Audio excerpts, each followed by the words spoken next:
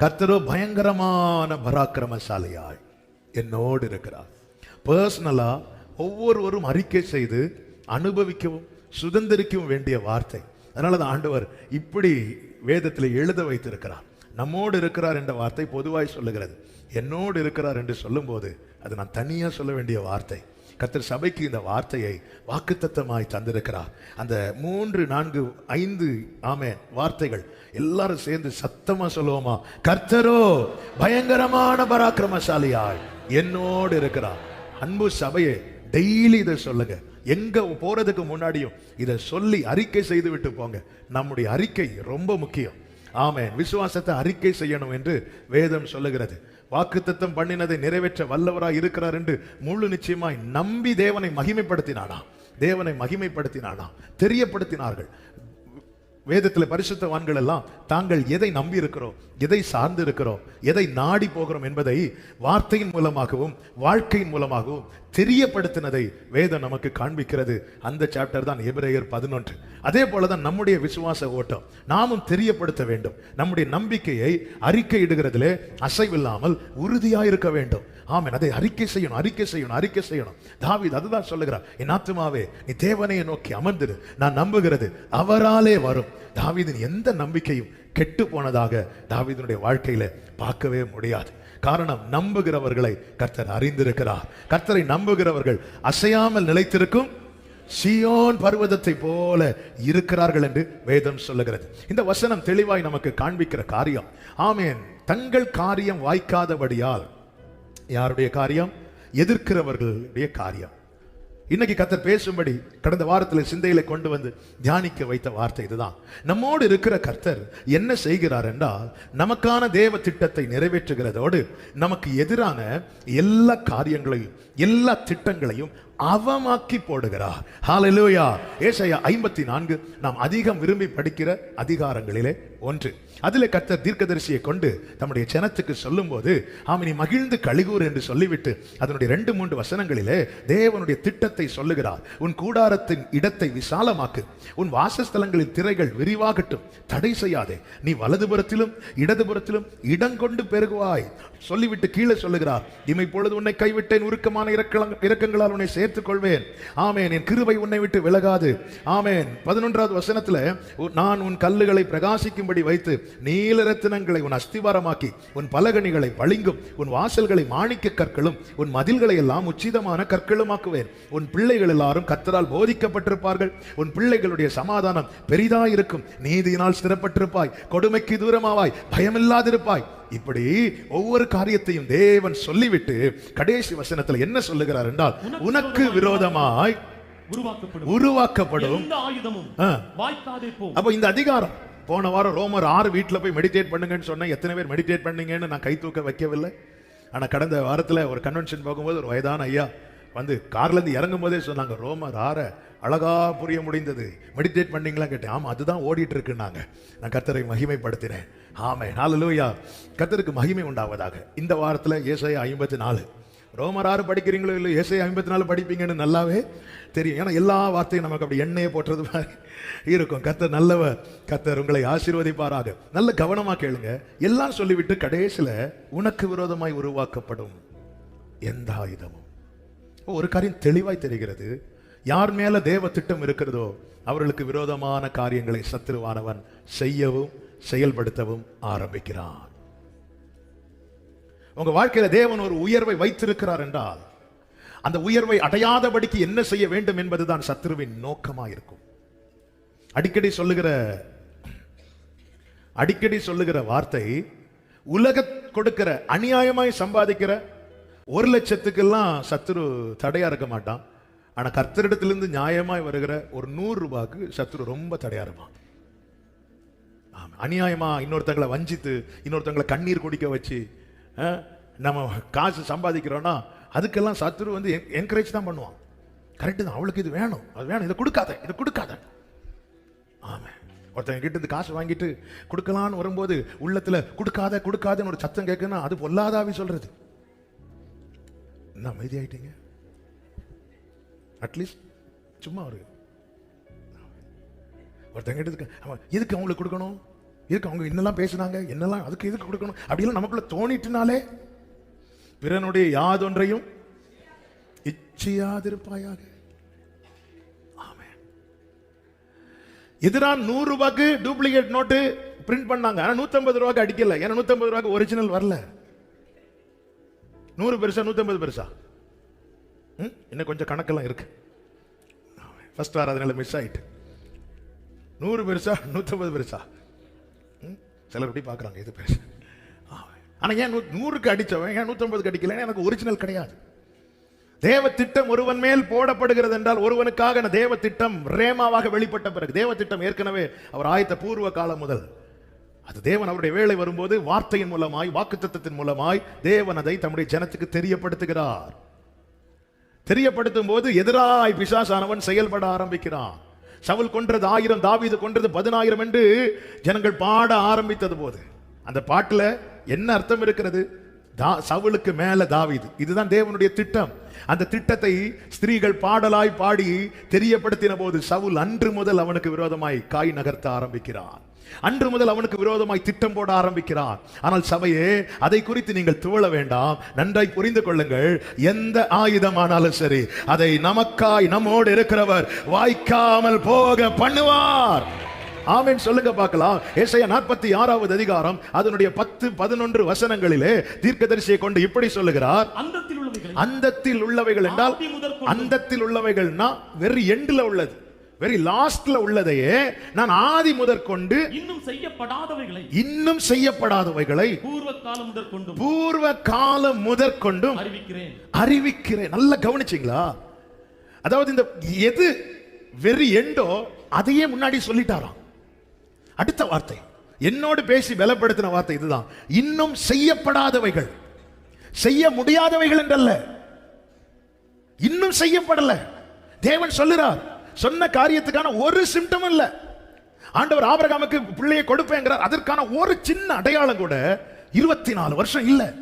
இன்னும் செய்யப்படாதவைகள் அதையும் சொல்லுகிறார். தேவன் ஒன்னு சொல்லுறார்னா அது இல்லாம போகும்போது அது செய்ய முடியாதவைகள் என்று ஒருபோதும் எண்ணி விடாதிருங்கள். அது இன்னும் செய்யப்படல. அதனாலதான் குறித்த காலத்துக்கு என்று தரிசனம் வைக்கப்பட்டிருக்கிறது. முடிவிலே அது விளங்கும். அது பொய் சொல்லாது. நீ அதற்கு காத்திரு. அது தாமதித்தாலும் நீ அதற்கு காத்திரு. இன்னும் செய்யப்படாதவைகள் ஆண்டவர் சொல்லுகிறார். அது பூர்வ கால முதற்கொண்டு. அதனாலதான் அவரை சர்வ ஞானி என்றும் சர்வ வல்லவர் என்றும் சர்வ சிருஷ்டிகர் என்றும் சர்வ வியாபி என்றும் நாம் போற்றி வணங்குகிறோம். எல்லாவற்றையும் ஆமென் வெரி எண்ட்ல நடக்கக்கூடியது, உலகத்தின் முடிவு, அதன் பிறகு என்ன, இது எல்லாவற்றையும் பூர்வ காலத்திலே தெரிவிக்கிறவர். சொல்லிவிட்டு சொல்லுகிறார், உராய்ச்சுகிற ஒரு பட்சி. உராய்ச்சுகிற பட்சியைனா வேட்டையாடுகிற பறவை. உராய்ச்சுகிற ஒரு பட்சியை கிழக்கிலிருந்தும் என் ஆலோசனையை நிறைவேற்றும் மனுஷனை வரவழைக்கிறேன். அதை சொன்னேன், அதை நிறைவேற்றுவேன், அதை திட்டம் பண்ணினேன், நான் இதை பிளான் பண்ணியிருக்கிறேன். I have purposed it, I will also do it.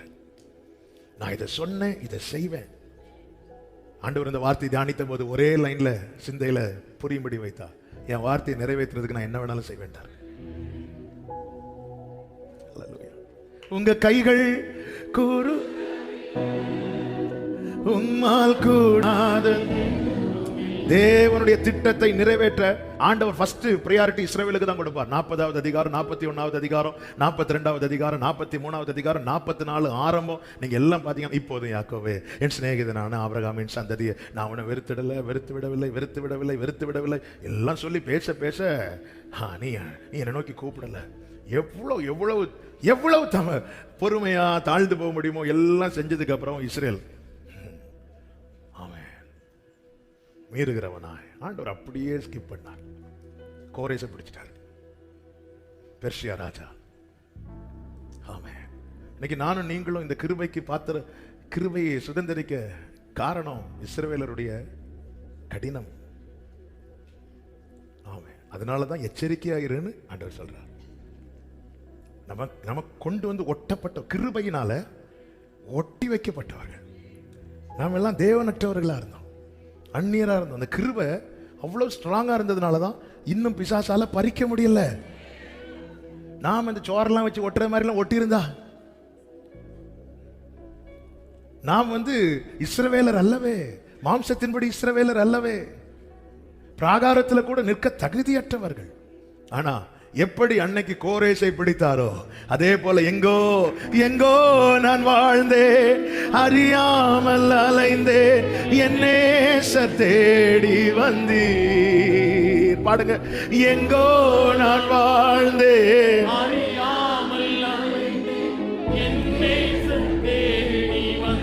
ஓ ருசித்தவர்கள் கைகளை உயர்த்தி நெஞ்சார் அணைத்து.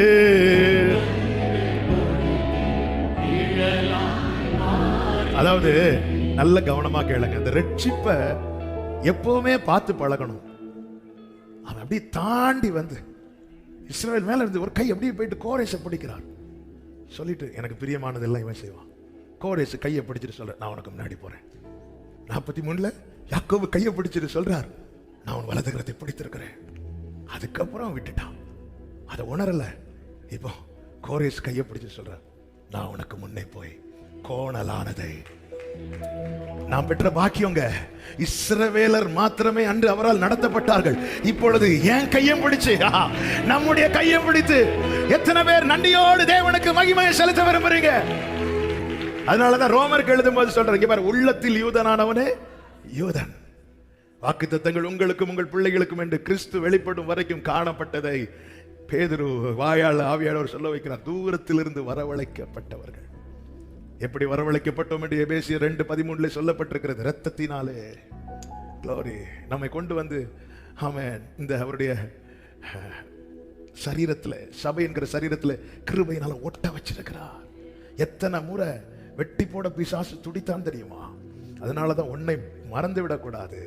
தகுதி உள்ளவர்களே, தகுதி இழந்தவர்கள் என்பதை மறக்க கூடாது. நாம் தகுதியே இல்லாதவர்கள், கிருபையினால். அதனாலதான் நிற்கிறவன் எவனும் விழாதபடிக்கு எச்சரிக்கையாய் இருக்க கடவன். ஆண்டவர் இங்கே சொல்லுகிற வார்த்தை, நான் அதை திட்டம் பண்ணினேன், நான் அதை சொன்னேன், நான் அதை நிறைவேற்றுவேன். நான் அதை திட்டம் பண்ணினேன், நான் அதை செய்து முடிப்பேன். தேவன் ஒன்றை திட்டம் பண்ணின பின்பு அதை நமக்கு தெரிவிக்கிறார், வார்த்தையின் மூலமாக தெரிவிக்கிறார். அதான் எதை திட்டம் பண்ணாரோ அதை அவர் சொல்லுகிறார். ஒன்னு தேவன் சொல்லுகிறார் என்றாலே புரிந்து கொள்ளுங்கள், அது எனக்காய் தேவன் வைத்த பிளான். நேற்று இரவு செய்தியில ஆவியானவர் இதைதான் பேச வைத்தார். எப்படி யாக்கோபு தன் குமாரரை அழைத்து அவனுக்குரிய ஆசீர்வாதத்தை சொல்லி அவனை ஆசீர்வதித்தானோ, அப்படிதான் தேவனால் அழைக்கப்பட்ட நமக்கானதை கர்த்தர் சொல்லுகிறார். என்கிட்ட ஒன்று சொல்லுகிறார் என்றால் அது யாருக்கோ ஆனதல்ல, எனக்கானது. ஆபிரகாம் கிட்ட சொன்னதை ஆபிரகாம் அது எலியேசருக்கானதா இருக்கும் என்று நினைத்தான், ஆண்டவர் விடல. அடுத்து அப்படியே அது இஸ்மவேலுக்கானதா இருக்கும் என்று நினைத்தான், ஆண்டவர் விடல. எலியேசருக்கானதை நான் எலியேசர்கிட்ட சொல்லிடுறேன். ஆபிரகாமே, நான் உன்கிட்ட சொல்றது உனக்கானது. மோசே கிட்ட ஆண்டவர் சொல்லும் போது, மோசே ஆண்டவரை யாரையாவது அனுப்பும், யாரையாவது அனுப்புறதுக்கு வேற யார்ட்டையாவது சொல்லுங்க. அது அர்த்தம், என்கிட்ட ஏன் சொல்றீங்க இவ்வளவு பெரிய காரியத்தை? வேற யார்ட்டையா சொல்றதுக்கு நான் எதுக்கு மோசே இந்த முச்செடியில எழுந்திரலணும்? நான் எதுக்கு மோசே இத்தனை அடையாளங்களை ஒன்றை காட்டணும்? ஆண்டவர் கோபப்பட்டாராம். எனக்கென்று தேவன், என்னோடு ஒன்றை தேவன் பேசும்போது, ஆமென், ஒரு செய்தியை நம்ம கேட்டுட்டு இருக்கும் போது நமக்கான ரேமா வெளிப்படும் போது நம்முடைய இருதயம் கொழுந்து விட்டு எரியும். அந்த வார்த்தையை மறக்கவே கூடாது. அந்த நம் வேதத்தை தியானித்து கொண்டிருக்கும் போது ரெகுலரா படிச்சுட்டே இருப்போம். திடீர்னு ஏதாவது ஒரு பகுதி எடுத்து படிக்கலாம் தோணும். படிச்சுட்டு இருக்கும்போது சில வார்த்தைகள் வரும்போது நம்முடைய இருதயம் அப்படி அந்த இடத்தை பிடிக்கும். அதான் சேலா. அந்த இடத்தை, அந்த வார்த்தையை விடக்கூடாது. அவர் நமக்குன்னு ஏதோ பேசுகிறார்.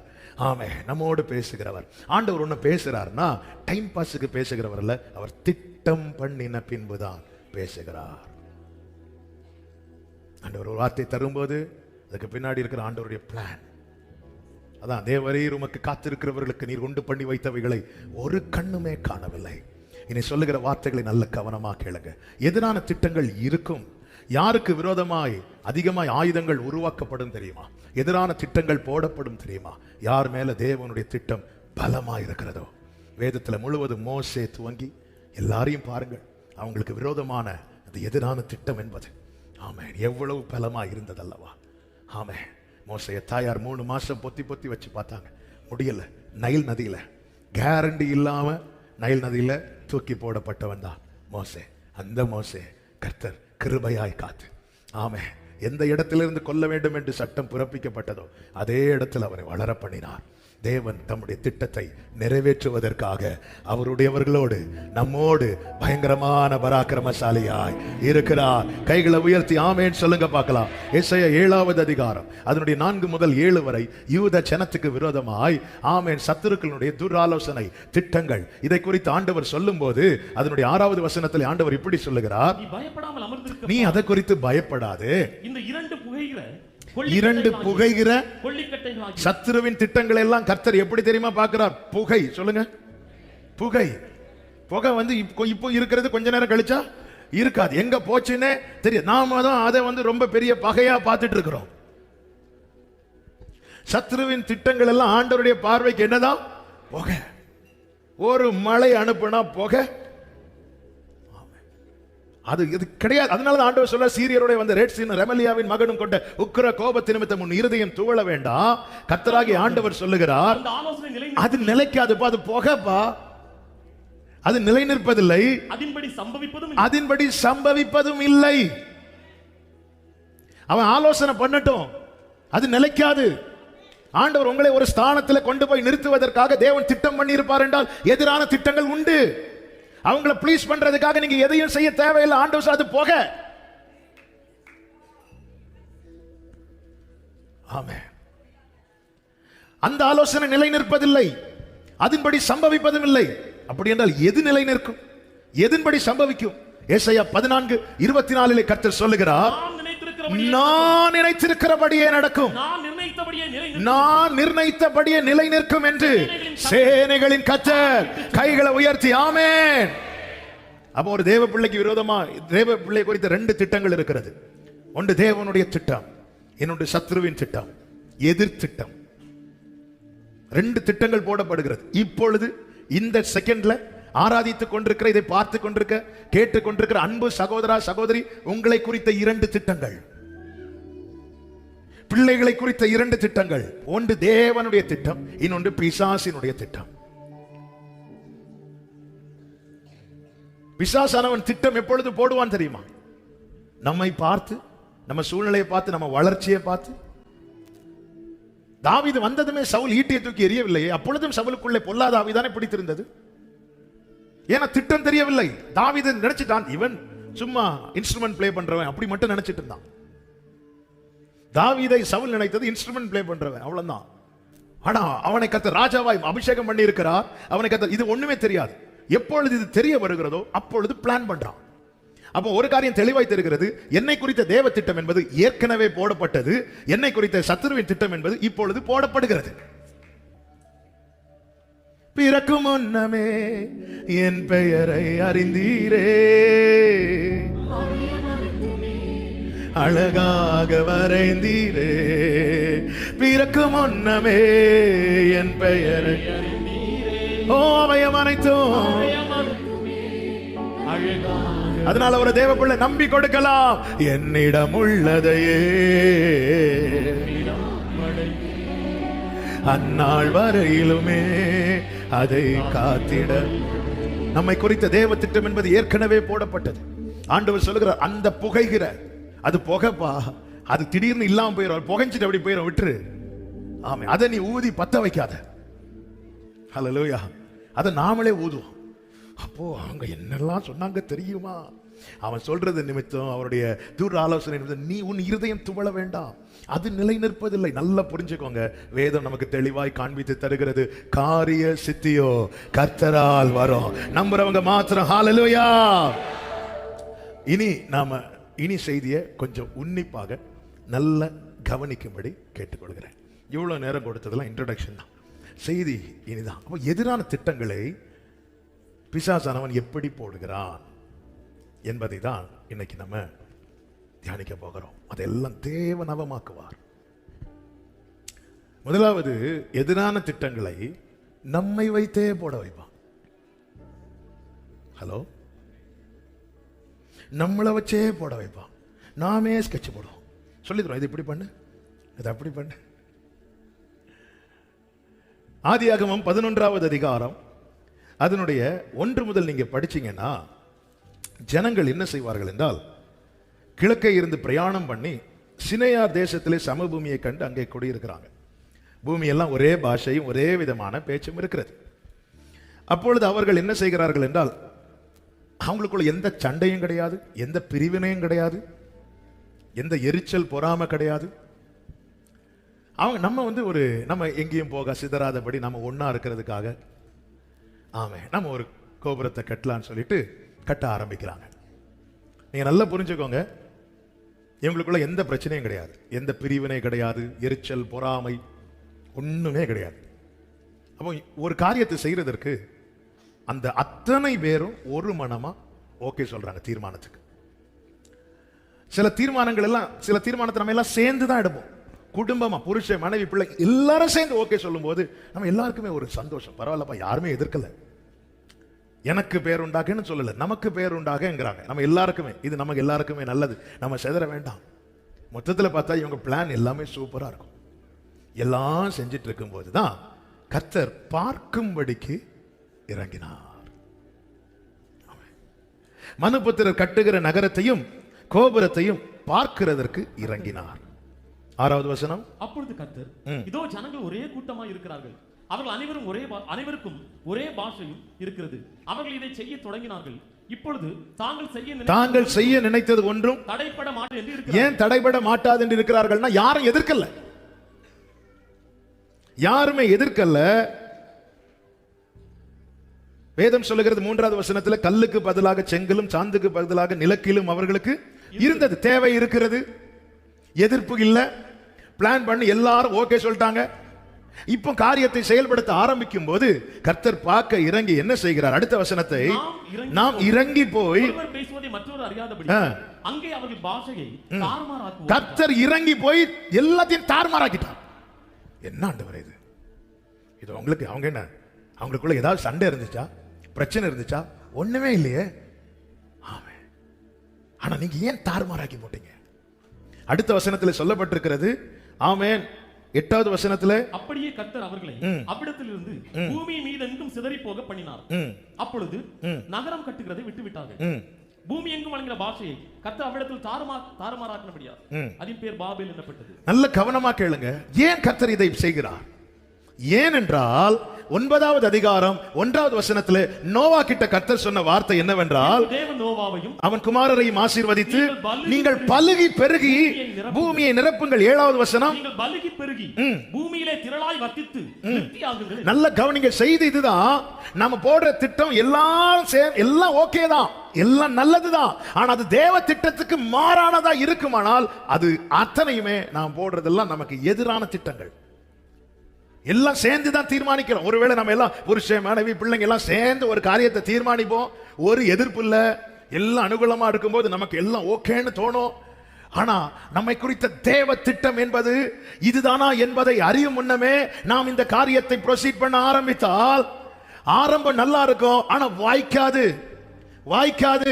காரிய சித்தியோ கர்த்தரால் வரும். அநேக காரியங்கள் வாய்க்காம போக காரணம் எல்லாமே ஃபேவரா தான் இருந்துச்சு, யாருமே எதிர்க்கலையே, எல்லா வசதியும் இருக்குது. அப்படி இருக்க ஏன் துவங்க முடிந்த எனக்கு முடிக்க முடியவில்லை என்றால் அது தேவ சித்தத்துக்கு மாறானதா இருக்கிறது. இவங்க இந்த பிளான் எப்பொழுது போட்டார்கள் என்றால், இவர்கள் பிரயாணம் பண்ணி வரும்போது ஒரு சமபூமியை பார்க்கிறாங்க. இது பார்த்து போடுற திட்டம் இது. இவர்கள் திட்டம் பார்த்து போட்டது. ஆனால் இவர்களுக்கான திட்டம் இவர்கள் பூமியை பார்க்கும் முன்னமே போட்டது. இவர்களுடைய பிறப்பை குறித்து 10வது அதிகாரத்திலே சொல்லப்பட்டிருக்கிறது. இந்த ஜனங்களுடைய பிறப்பை குறித்து 10வது அதிகாரம். ஆனால் இவர்களுக்கான தேவ திட்டம் பிறப்பிக்கப்பட்டதை குறித்து 9வது அதிகாரத்திலே சொல்லப்பட்டிருக்கிறது. என கேட்டுக்கொண்டிருக்கிற அன்பு சகோதரா சகோதரி, சூழ்நிலைகளை பார்த்து, சிச்சுவேஷனை பார்த்து, நாம பார்த்து நிறைய பிளான் பண்றோம். ஆனா ஒன்றை மறந்து விடக்கூடாது, நாம் இந்த பூமியை பார்ப்பதற்கு முன்னமே, உலக தோற்றத்துக்கு முன்னமே நம்மை குறித்து தேவன் திட்டம் பண்ணி இருக்கிறார். அதை தான் நிறைவேற்றுவார், அதை தான் சொல்லுகிறார். அதற்கு மாறாய் என்னுடைய பிளான் எனக்கு ரொம்ப நல்லதா இருந்தாலும், என்ன 10 பேர் வந்து அப்ரிஷியேட் பண்ணாலும், அது தேவ சித்தத்துக்கு மாறானதானால் என் தேவன் ஒரு நாள் இறங்குவார். இறங்குமையான்னு பாடிட்டு இருக்கோம், இறங்குவார். இறங்கி திட்டத்துக்கு மாறானதை தாறுமாறாக்குவார். ஆண்டவரே, உம்முடைய சித்தத்துக்கு மாறாய் நான் போட்டிருக்கிற பிளான் எல்லாம் தாறுமாறாக்கணும். எத்தனை பேருக்கு நம்பி சொல்ல முடியும்? அப்படி ஒருத்தங்க சொல்றாங்க, அவங்க இயேசுவை நம்புறாங்கன்னு அர்த்தம், முழுமையா நம்புறாங்கன்னு அர்த்தம். ஹல்லேலூயா, ஆமென். எங்க அப்போஸ்தலரை பாத்தீங்களா? அப்போஸ்தலர் கர்த்தர் சொன்ன வார்த்தை என்ன? மத்தேயு எடுக்க வேண்டாம், 28 கடைசியில் என்ன சொல்வார்? நீங்கள் உலகமெங்கும் போய் புறப்பட்டு போய். அப்போஸ்தலர் 1 இருக்கு, நீங்க பரிசுத்தாவி வாக்குத்தத்தம் பெறும் வரைக்கும் எங்க போயிடாதீங்க. புறப்பட்டு போனோம், ஆனா எதுக்கு அப்புறம்னா ஹோலி ஸ்பிரிட்டை பெற்றுக்கொண்ட பிறகு. பரிசுத்தாவி உங்களிடத்தில் வரும்போது, அப்போஸ்தலர் 1:8, பரிசுத்தாவி உங்களிடத்தில் வரும்போது நீங்கள் பலனடைந்து எருசலேமிலும் யூதேயாவிலும் சமாரியாவிலும் பூமியின் 2வது அதிகாரத்தில் பரிசுத்தாவியானவர் வந்துட்டார். வந்து எருசலேமில் சாட்சியா நின்னாச்சு 2வது அதிகாரத்தில். அடுத்து சமாரியாவுக்கு போனாங்களா? இல்ல. யூதேயாவுக்கு போனாங்களா? இல்ல. மாறாக என்ன பண்ணாங்கன்னா, எல்லாரும் பொதுவா அனுபவிச்சுட்டு இருந்தாங்க. எல்லாரும் உங்க ஆஸ்தியெல்லாம் வித்து கொண்டு வாங்க, எல்லாருக்கும் பங்கு கொடுத்து எல்லாரும் பொதுவா. இது ரொம்ப நல்லா இருக்குது. ஒரு 10 ஏக்கர் வாங்கி ஆளுக்கு 5 சென்ட் கொடுத்து சென்டரில் சர்ச்சை வச்சு பிலீவர்ஸ் காலனின்னு பேரும் வச்சு சுற்றி இருந்தால் ரொம்ப நல்லா இருக்கும். அப்படியே வண்டி பிரச்சனையில் காலை வீட்டில் இருந்து இறங்கி இந்த திட்டம் நல்லா இருக்கா நல்லா இல்லையா? நீங்கள் அந்த 5 சென்ட் வாங்கி தந்தால் நல்லா இருக்கும்னு சொல்ல சொல்கிறீங்க. நல்ல பிளான், சூப்பராக இருக்கு. ஆனால் தேவ திட்டம் என்னது? நீ எருசலேமில் மட்டும் இருக்கக்கூடாது, போ யூதேயாவுக்கு போ, சமாரியாவுக்கு போ. போகல, அப்படியே இருந்து. ஆமென். இப்போ 7வது அதிகாரத்தில் ஸ்தேவான் கொலை செய்யப்படுகிறான். 7 முடிஞ்சு 8:1 வாசிங்க. அவனை கொலை செய்வதற்கு சவுலும் சம்மதித்திருந்தான். அக்காலத்திலே எருசலேமில் உள்ள சபைக்கு மிகுந்த துன்பம் உண்டாயிற்று. அப்போஸ்தலர் தவிர மற்ற யாவரும் யூதேயா சமாரியா தேசங்களில் போனார்கள். எதுக்கு ஆண்டவரே இந்த 8:1 அனுமதிச்சீங்கன்னா 1:8 நடக்கிறதுக்கு. இந்த process நமக்கு பிடிக்குமான்னு கேட்டா இல்ல. ஆனா அப்போஸ்தலர்கள் ஒண்ணு பண்ணாங்க, அது நமக்கு பிடிக்குது இல்ல. அது ரொம்ப ஈஸி. எல்லாரும் பொதுவா அனுபவிச்சு சந்தோஷமா ஒரு பிரச்சனை இல்லாம அந்யோன்யத்தில் அப்பம் எல்லாம் இங்க சுத்தி ஹே அவங்க எல்லாம் இங்கதான் இருக்கிறீங்க, எல்லாம் இங்கதான். அது ரொம்ப நல்லா இருக்கு, அது நமக்கு ரொம்ப கம்ஃபர்டபிளா இருக்கு. ஆனா தேவ சித்தம் என்பது என்ன? நீ எருசலேமில் மட்டும் இல்ல, யூதேயாவிலும் சமாரியாவிலும் பூமியின் கடைசி பரியந்தம் தேவ திட்டம் நிறைவேற்றும். அதனாலதான் ஆண்டவர் தம்முடைய காரியத்தை நிறைவேற்ற என்ன வேணாலும் செய்வார். அது நம்முடைய புத்திக்கு எட்டாதது, நம்மால் கிரகிக்க முடியாதது. ஹalleluya, ஆமென் சொல்லுங்க பார்க்கலாம். ஹalleluya. கர்த்தர் ஸ்தேவானுக்கு அப்ப ஏன் கேட்கலாம், ஏன் ஸ்தேவான் இறந்துட்டானே விட்டுட்டாரு? விடல. ஸ்தேவானுக்கு தேவன் குறித்த நாள் அது. அதன் அடையாளம் தான் எப்படி அன்று எலியாவை அழைத்து போக ரதம் வந்ததோ அதே போல ஸ்தேவான் மரிக்கும் போது இயேசு எழும்பி நிற்கிறார் வரவேற்பதற்கு. அவனுக்கான டைம் முடியுது. ஆனா ஒரு ஜெபத்தை வைக்க வச்சுட்டு போறார். அந்த ஜெபம் தான், பிதாவை இவர்களுக்கு மன்னியும். அந்த மன்னிப்பின் ஜெபம் ஒரு சவுலை பவுலாய் மாற்றி எழுப்பி நிறுத்தினது. ஹalleluya, ஹalleluya. நம்ம கண்ணை மூடுறதுக்கு முன்னாடி சாபத்தை வச்சுட்டு போயிடக்கூடாது. ஆண்டவரே நான் இந்த படுக்கைக்கு காரணம் அவங்க, ஆண்டவரே அவங்கள சும்மா விடக்கூடாது அப்படி சொல்லக்கூடாது.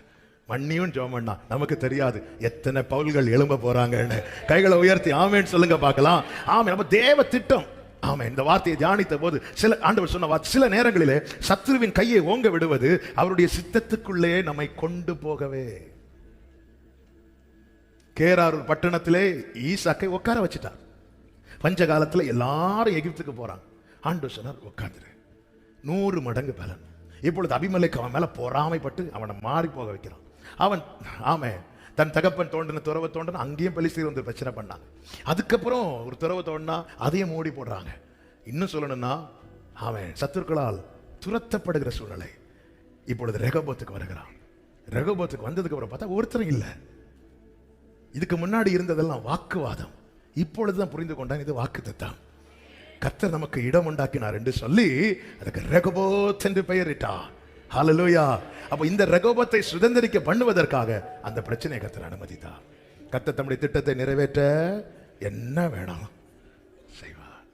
இதை சொல்லும் போது ஒரு எக்ஸாம்பிள் அடிக்கடி சொல்லியிருக்கிறேன், புதிதாக வந்திருக்கிறவர்களுக்காக சொல்லுகிறேன். கேரளாவில் ஒரு கிராமத்தில் ஒரு பாஸ்டர், அவர் ஊழியத்துக்காக புறப்படணும். அந்த ஊரில் 2 பஸ் தான் உண்டு. ஒரு பஸ் காலையில், இன்னொரு பஸ் மத்தியானம். ஈவினிங் மீட்டிங்காக மத்தியானம் பஸ்ஸுக்காக வெயிட் பண்ணிட்டு இருக்கிறார். நல்ல வெயில், இவர் வேற டயர்டு. காலையில் சாப்பிட்டது அதுக்கப்புறம் சாப்பிடல, வெயிட் பண்ணிட்டு இருக்க. பஸ் ஸ்டாண்டில் நிற்கிறதுக்கு பதிலாக கொஞ்சம் தள்ளி போய் நிற்குது. எல்லாரும் ஓடி போய் ஏறுறாங்க. இவருக்கு ஓடி போய் ஏறுவதற்குள்ள ஸ்ட்ரென்த்து இல்லை. அப்படி நின்று கொஞ்சம் அப்படி மடிச்சிட்டார். நம்ம வீட்டுக்கு போயிடலாம், இன்னைக்கு மீட்டிங் வேற யாராவது நடத்திடுவாங்க, நம்ம போயிடலான்னு சொல்லிட்டு திரும்பும்போது ஒரு பிளாக் கலர் நாய் இப்படி பார்த்துட்டே இருக்கு. அவரை அப்படி பார்த்துட்டே இருக்கு. இவரே பார்த்துட்டு இருக்கு. எல்லாரும் ஓடி பஸ்ஸில் ஏறுறாங்க. இவருக்கு இப்போ இங்கேயும் போக முடியல, சரி, அது போகன்னு பார்த்தா அது இவரே பார்த்து ஒவ்வொரு ஸ்டெப்பா எடுத்து ஃப்ரண்ட்ல வைக்கும்போது இவர் ஒவ்வொரு ஸ்டெப்பா எடுத்து பேக்ல வைக்கிற அந்த நாய் அப்படி கொஞ்சம் ஸ்பீடை கூட்டுது, இவரும் ஸ்பீடை கூட்டுறாரு. நாய் துரத்துச்சு பாருங்க, இவர் எடுத்தாரே ஓட்டம், ஓடி போய் பஸ்ல ஏறிட்டாரு. பஸ்ல ஏறி தலையை வெளியே போட்டு, அப்பாலே போ சாத்தானேன்னு சொல்லல, தலையை வெளியே போட்டு தேங்க்ஸ். துரத்துற நிறைய பேருக்கு நீங்க தேங்க்ஸ் சொல்ல போறீங்க. ஹல்லேலூயா. தேவன் எதையும் முகாந்திரம் இல்லாமல் காரணம் இல்லாமல் அனுமதிக்க மாட்டார். உன்னை தொடுகிறவன் என் கண்மணியை தொடுகிறான் என்று சொல்லுகிறவர் ஒன்றை என் வாழ்க்கையில் அனுமதிக்கிறார் என்றால் there is a purpose. ஒரு நோக்கம் இருக்கிறது. ஹல்லேலூயா. அப்போஸ்தலர் 4வது அதிகாரம் அதனுடைய 27 28 வசனங்களை நீங்கள் பார்த்தீர்களானால் தெரியும். அந்தபடி உம்முடைய கரமும், சீஷர்கள் ஆண்டவர் சமூகத்திலிருந்து ஜெபிக்கும் போது இந்த வார்த்தையை சொல்லுகிறார்கள், கேளுங்கள். அந்தபடி உம்முடைய கரமும் உம்முடைய ஆலோசனையும் முன் குறித்தவைகள் யாவையும் செய்யும்படி ஏரோதும் பொந்தியு பிலாத்தும் புற ஜாதிகளும் இஸ்ரவேல் ஜனங்களோடு கூட நீர் அபிஷேகம் பண்ணின உம்முடைய பரிசுத்த பிள்ளையாகிய இயேசுவுக்கு விரோதமாய் மெய்யாகவே கூட்டம் கூடினார்கள். ஏரோது, பொந்தியு பிலாத்து, இஸ்ரவேல் ஜனங்கள் இவர்கள் எல்லாம் இயேசுவுக்கு விரோதமாய் கூட்டம் கூட தேவன் இடம் கொடுக்க காரணம் என்ன? காரணம் 27 திரும்ப ஒரு விஷயம் கூட வாசியுங்கள். உம்முடைய கரமும் உம்முடைய ஆலோசனையும் முன் குறித்தவைகள் யாவையும் செய்யும்படி. ஹல்லேலூயா. ஒவ்வொரு பிரச்சனையிலும் ஒரு தேவ பிள்ளை அதை எப்படி பார்க்கணும்னா, இதுல தேவ திட்டம் நிறைவேற போகிறது. சிவந்த சமுத்திரத்துக்குள்ள ஒரு வழி இருப்பது யாருக்காவது தெரியுதாங்க? தெரியல. ஆனா ஆண்டவர் நமக்கு அதை எழுதி கொடுத்திருக்கிறார்ல. முன்னாடி இப்படி ஒரு பிரச்சனை வருதுன்னா அதற்குள்ள ஒரு சொல்யூஷன் வச்சிருக்கிறேன். அதனாலதான் பாடுவோம், இயேசுவை நம்புவே நாளெல்லாம் நான் பின்பற்றுவேன், என்னை அவரிடம் வெட்கப்பட்டு போக மாட்டேன். தேவ திட்டம். தேவன் தம்முடைய திட்டத்தை நிறைவேற்ற என்ன வேண்டுமானாலும் செய்வார். இன்னைக்கு நானும் நீங்களும் கர்த்தருடைய சமூகத்தில் இருக்கும்படிக்கு எல்லாருக்கும் ஒரே பாதையை தேவன் அனுமதிக்கவில்லை. ஒரே பாதையை அனுமதிக்கவில்லை. வாழ்க்கையில் நம்மில் அநேகர் ரூத்தை போல அடிபட்டவர்களாயிருந்தோம். ரூத்தை போல சிறுமைப்பட்டவரே, தேற்றரவற்றவளே, பெருங்காற்றில் அடிபட்டவளே, இப்படிதான் இருந்தோம். ஆனால் தேவனே, உம்முடைய கிருபை எவ்வளவு அருமையானது. அதனாலே மனுபுத்திரர் உம்முடைய செட்டையின் நிழலிலே கொஞ்சம் வாழ்க்கையை திரும்பி பார்க்கலாமா? நம்மை தேவன் நாம் பிறக்கு முன்னமே பெயரிடப்பட்டவர்கள். நாம் பிறக்கு முன்னமே நம்மை குறித்த தேவ திட்டம் எழுதப்பட்டிருக்கிறது. ஆமென், ஹல்லேலூயா. தாம் நேசித்த தம்முடைய ஜனம் வழிமாறி போன போது அந்த ஆதி அன்பை அந்த ஜனம் புரிந்து கொள்வதற்காக ஓசியா 2 சொல்லப்பட்டிருக்கிறது, கர்த்தர் முள்ளுகளால் வழிகளை அடைத்தாரா? வழிகளை அடைத்தாரா முள்ளுகளால? ஆமென். கொடுத்ததெல்லாம் புடுங்கிட்டாரா? எதுக்கு இதை செய்யறார் தெரியுமா? தாம் எந்த ஸ்தானத்தில் தம்முடைய ஜனத்தை பார்க்க விரும்புகிறாரோ அங்கே கொண்டு வந்து நிறுத்த. ஆமா, இப்பொழுது ஒண்ணு இல்லைன்னா எல்லாரும் போயிருவாங்க. இதுதான் உலகம். ஆண்டவருக்கு அது நல்லா தெரியும். எல்லாம் இருக்குன்னா எல்லாரும் சுத்தி வருவாங்க. ஆமா, நம்மளால 4 பேருக்கு யூஸ்னா நம்ம போன் அடிக்கடி ரிங் ஆயிட்டே இருக்கும். நம்மளால யாருக்குமே யூஸ் இல்லைன்னா நம்ம போன் சைலண்டாவே இருக்கும்.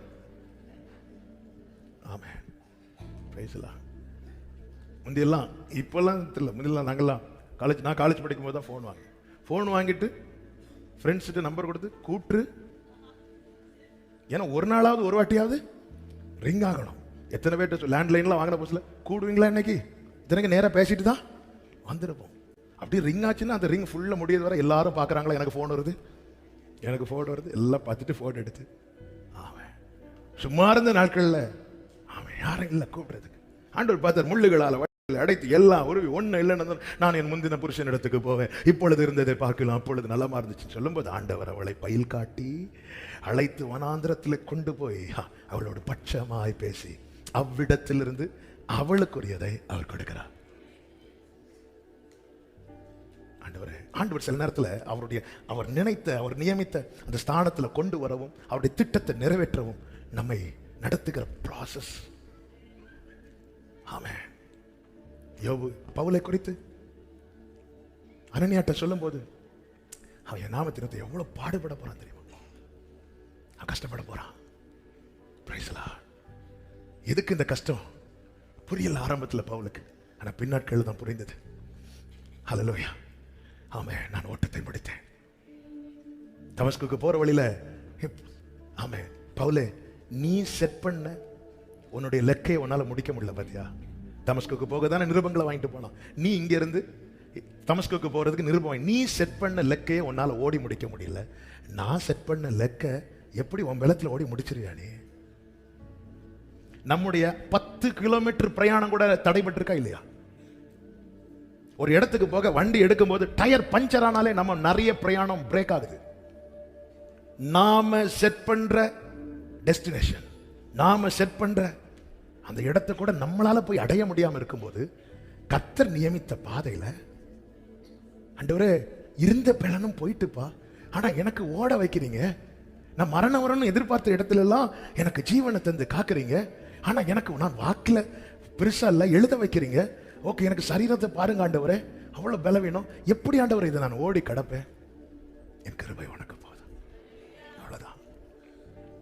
கிருபையே கிருபையே. ஆமென்.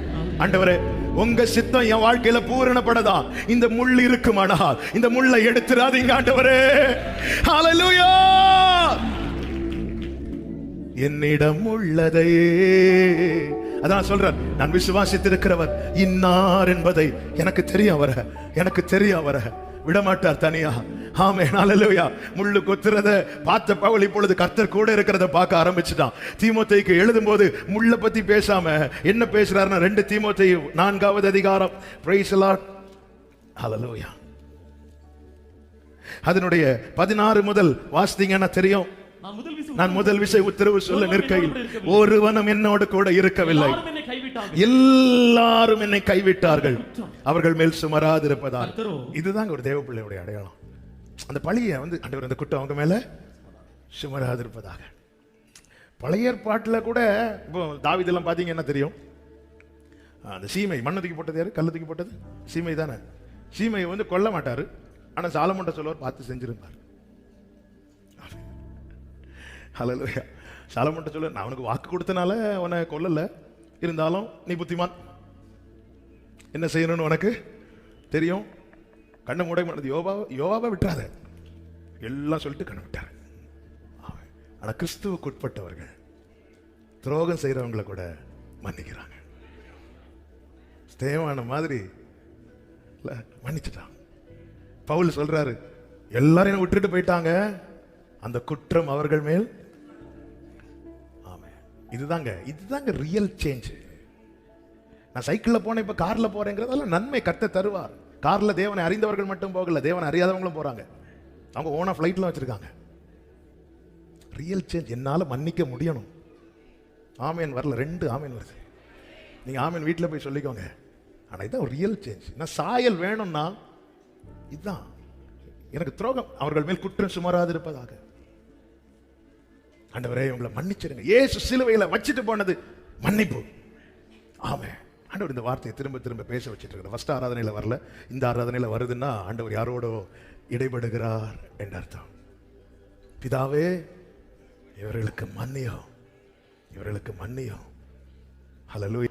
பழைய ஏற்பாடுல மொட்டை தலையான்னு சொன்னதையே தீர்க்கதரிசிக்கு தாங்க முடியாம சிங்கத்தை விட்டாரா கரடியை விட்டாரா? கரடியை விட்டார். இங்க தலையிலேயே கொட்டுறாங்க. பிதாவே இவர்களுக்கு. இந்த அடிச்சு விடாதான் கிறிஸ்து நமக்கு வச்சுட்டு போயிருக்கிறார். பவுல் சொல்றார், என்னை தனியா விட்டாங்க, என்னை கஷ்டப்படுத்தினாங்க, இந்த குற்றம் அவர்கள் மேல் சுமராது இருப்பதாக. அடுத்த வசனம், கர்த்தரோ எனக்கு துணையாக. கைகளை உயர்த்தி ஹல்லேலூயா. கிருபையே கர்த்தரோ எனக்கு துணையாக நின்று. இதுதாங்க தேவ திட்டம் நிறைவேற சில முட்களை தேவன் சில நேரத்தில் அனுமதிக்கலாம், சில கடினமான பாதை அனுமதிக்கலாம். ஆனா அதை தனியா ஃபேஸ் பண்ண விட மாட்டார். கர்த்தரோ எனக்கு துணையாக நின்று. அதான் பாடுவோமே, எதிர்காற்று வீச எதிர்போரும் பேச என்னோடு இருப்பவர். பாடுங்க, எதிர்காற்று வீச ஆமென் என்னோடு இருப்பவர். கைகளை உயர்த்தி இயேசுவே யாத்திரையில் ஆமென் என் ஜீவ படகே. ஆமென் ஆமென் ஹல்லேலூயா. ஆமென். நம்ம எல்லாரும் போடுகிற சேர்ந்து போட்ட திட்டமானாலும் அது தேவ சித்தத்துக்கு விரோதமானால் கர்த்தர் அதுக்கு அனுகூலமா இருக்க மாட்டார். கர்த்தர் வீட்டை கட்டாராகில் கட்டுகிறவர்களின் பிரயாசம் அது ஆண்டவர் இன்வால்வ் ஆகலைன்னா இது ஃபிளாப் தான்.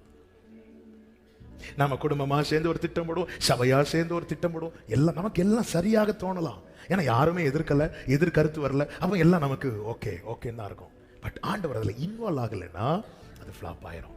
நீங்க பாத்தீங்கன்னா தெரியும், முதல்ல எல்லாம் ஒரே பேச்சா இருந்துச்சு, எல்லாம் ரைட்டா இருந்துச்சு. இப்போ ஆண்டவர் தாறுமாறாக்கி போட்டார், இப்போ கட்டலாமானா நோ. நிறைய நம்ம வீட்டில் கூட நடந்திருக்கு தெரியுமா, எல்லாம் ஓகே பண்ணிட்டு ரெடி வரும்போது திடீர்னு ஒரு ஆளுக்கு உடனே நேத்து ஓகே சொல்லிட்டு இன்னைக்கு ஏன், நேத்து ஓகே தானே, நேத்து எல்லாம் சொல்லும் போது தலையாட்டிட்டு இப்ப வந்து வேண்டாம்னு சொல்றத பாரு. ஆண்டவர் அப்படி தாறுமாறாக்கிட்டார். அன்னைக்கு உங்ககிட்ட எல்லாம் கேட்டேன்ல, அப்ப உங்ககிட்ட கேட்டானா, அம்மா உங்ககிட்ட கேட்டானா, பிரதர் சிஸ்டர் உங்ககிட்ட கேட்டானா, எல்லாத்துக்கும் சரிமா சரிமா ஓகேப்பா எல்லாம் சொல்லிட்டு இன்னைக்கு எல்லாம் நெருங்கி வரும்போது இப்படி தலையாட்டுறீங்க.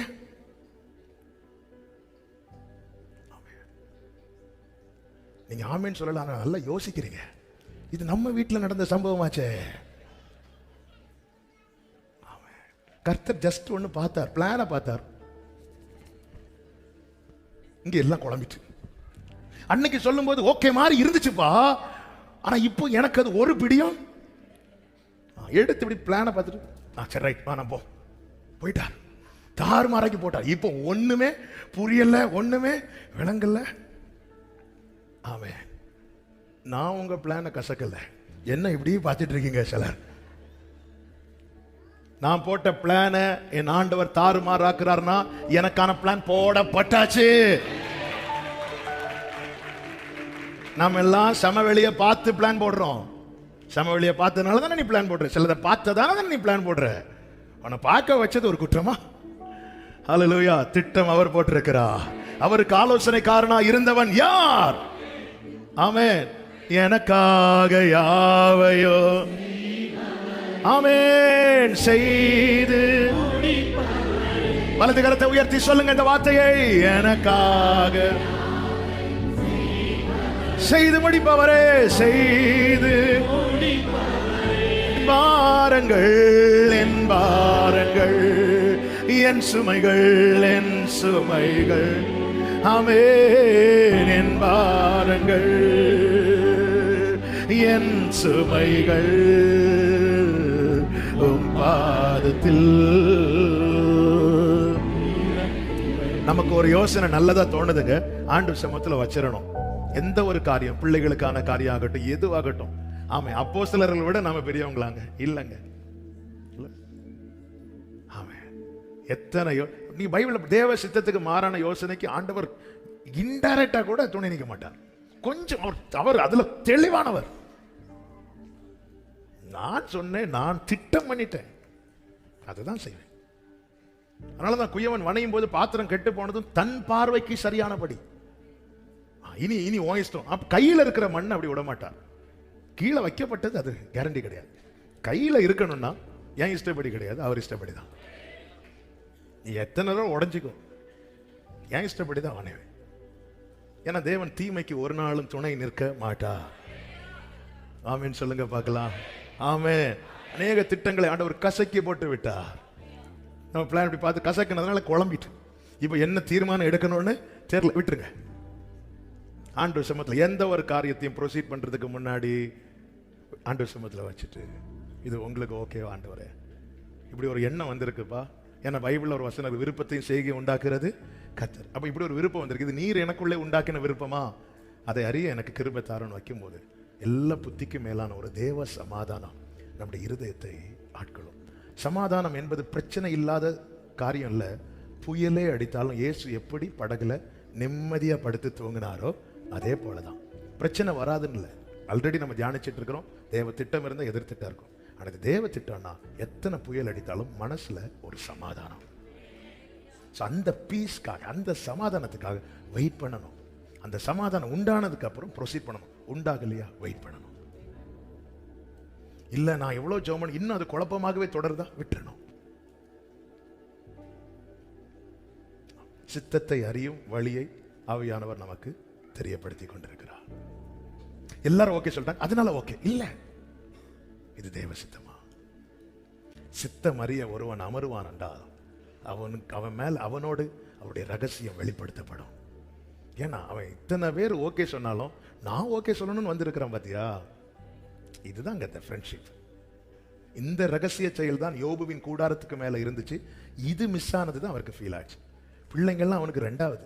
முதல்ல எனக்கு அந்த முந்தின சீர் இப்பொழுது இருந்தால் நலமா இருக்கும். ஃபர்ஸ்ட் எதை மென்ஷன் பண்ணுவார்னா என் கூடாரத்துக்கு மேல அவருடைய ரகசியம், அந்த ஃப்ரெண்ட்ஷிப் இருந்துச்சு. ஆமென், ஹல்லேலூயா. ஆண்டவர் யோபுட்டு தெரியப்படுத்திருந்தா யோபு சமாதானமா இருந்திருப்பார். இது சைலண்டான அடி. சைலண்டான அடினா தெரியப்படுத்தாம திடீர்னு எதிர்பார்க்கல. அப்போதான் எங்கோ கட் ஆயிட்டேன். இல்லைன்னா இதுக்கு முன்னாடி என்கிட்ட சொல்லி இருக்கணும், இப்படி ஒரு பிரச்சனை வருதுப்பா, ரெடி ஆயிக்கோன்னு. ஆமென். அப்பா உங்க சித்தம் என்னப்பா? இயேசுவை பார்த்தீங்களாங்க, பிதா கிட்ட சொல்லும்போது மார்க் 14 எல் பிதாவே எல்லாம் உம்மால் ஆகும். நான் என்னெல்லாம் நினைக்கிறோம் அதையெல்லாம் உங்களுக்கு செய்ய முடியும். ஆனாலும் உங்க சித்தம் நடக்கட்டும். இந்த பாத்திரம் என்னை விட்டு நீக்குங்கன்னு நான் கேட்டா நீங்க நீக்கிடுவீங்க. அது உங்களால கூடும். எல்லாம் உம்மால் ஆகும்.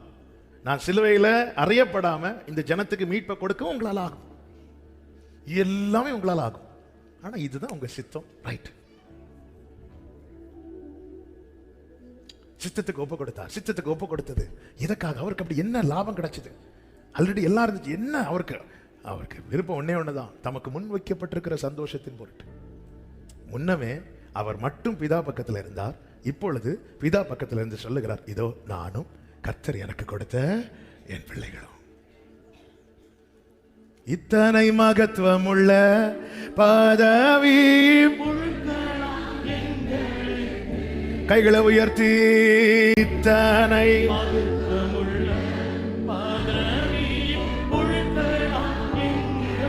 ஓ எத்தனை மாதயவு, எத்தனை உம் கிருபை, எத்தனை. ஆமென். நல்ல கவனமா கேளுங்க. இரண்டாவது ஒரு காரியம், தாவீதின் குடும்பத்தினர். இந்த குடும்பத்தினர் நமக்கு எதிராக சில டைம் திட்டம் போடுவாங்க. ஆமென். தேவ திட்டத்துக்கு மாறாய் ஹோல் ஃபேமிலியே அவங்களுக்கு சரின்னு தோணி சில காரியத்தை செய்வாங்க. ஆனா தேவன் தான் செய்ய நினைத்ததை யாருக்குமே தடுக்க முடியாது. ஆமென்.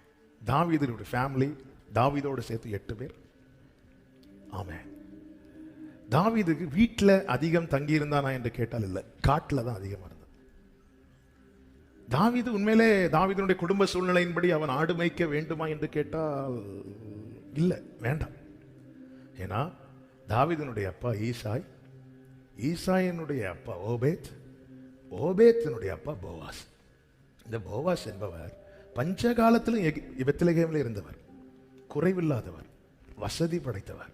போவாஸ் கீழே எத்தனையோ பேர் வேலை பார்த்தாங்க. பெரிய பணக்காரர், செல்வ சீமான், பெரிய முதலாளி. அவருக்கு பையனுக்கு பையன் தான் யாருன்னா தாவீது. ஆனாலும் தாவீதின் சங்கீதங்கள்ல தெளிவா தெரியுது, ஃபேமிலி அவனை ஒதுக்கி வச்சுட்டாங்க. தந்தையும் தாயும் என்னை கைவிட்டாலும் சொல்றாரு. 69வது சங்கீதத்துல அதனுடைய 8வது வசனத்துல இப்படி ஒரு வார்த்தையை சொல்லியிருப்பா, சகோதரருக்கு வேற்று மனுஷனும், நான் என் சகோதரருக்கு வேற்று மனுஷனும், என் தாயின் பிள்ளைகளுக்கு அந்நியனுமான. எல்லாரும் அவங்க 7 பேர் அண்ணன் தம்பியா பழகும் போது நான் போலானா, ஆமே நான் வேற்று மனுஷனும். ஏன்னா வீட்டுல இல்ல, வீட்டிலேயே இருந்தா தான் நான் பழகிறது. எப்போவாவது வருஷத்துக்கு ஒருக்கா பார்க்கறது, பார்க்கும்போது கூட நான் ரத்த உறவுல பாசத்தோடு நெருங்கி போனாலும் அவங்க என்ன அந்நியனா பார்க்கறாங்க, யாரோன்னு பார்க்கறாங்க. இதுதாங்க தாவீதினுடைய நிலைமை. இப்பொழுது கர்த்தர் சாமுவேலை அழைத்து சொல்லி, நீ போ, நான் ஈசாயின் இடத்துக்கு உன்னை அனுப்புவேன். 1 சாமுவேல் 16:1. அவன் குமாரரில் ஒருவனை நான் ராஜாவாக தெரிந்து கொண்டேன் என்றார். அப்பொழுது ஈசாயின் இடத்தில் போகும்போது கர்த்தர் சொன்ன வார்த்தை, 3வது வசனத்தை வாசியுங்கள். ஈசாய் வழியிலிருந்து அழைப்பாயாக, அப்பொழுது நீ செய்ய வேண்டியதை நான் உனக்கு அறிவிப்பேன். நான் உனக்கு சொல்லுகிறவனை எனக்காக அபிஷேகம் பண்ணுவாயாக. இந்த வார்த்தையை கவனிச்சீங்களா? கைகளை உயர்த்தி ஆமென் சொல்லுங்க பார்க்கலாம். கர்த்தர் ஒருத்தங்களை அபிஷேகிக்கிறாங்கன்னா எதற்காக அபிஷேகிக்கிறார் தெரியுமா? அவருக்காக. ஆமென். அபிஷேகம் பெற்றவங்க மாத்திர கைகளை உயர்த்தி சந்தோஷமாய் ஹalleluya. மீட்கப்படும் நாளுக்கென்று முத்திரையாக பெற்ற ஹோலி ஸ்பிரிட் அவருக்காக. ஆண்டவர் சொல்ல, எனக்காக நான் அபிஷேகம் பண்ணினேன். அப்ப தேவன் தம்முடைய அபிஷேகத்தை நம்ம மேல வைக்கும் போது அங்க என்ன நிச்சயமாகிறது தெரியுமா? அந்த மீட்கப்படும் நாளுக்கென்று கர்த்தர் முத்திரை போட்டுட்டா. நான் முத்திரை போடப்பட்டவர்கள், நான் அபிஷேகம் பண்ணுவேன் சொல்லிட்டு சாமுவேல்னா ஒரு தேவ தூதன் வர்றது மாதிரி தான் சாமுவேல். அந்த பெத்லெகேமுக்குள்ள என்றாகிற மூப்பர்கள் எல்லாம் தத்தளிக்கிறாங்க. சமாதானம் தானா என்னன்னு தெரியல. சமாதானம் தான், எல்லாம் ரைட்டு தான். பலி விருந்துக்கு ஈசாயும் பிள்ளைகளையும் குடும்பத்தையும் வர சொல்லு.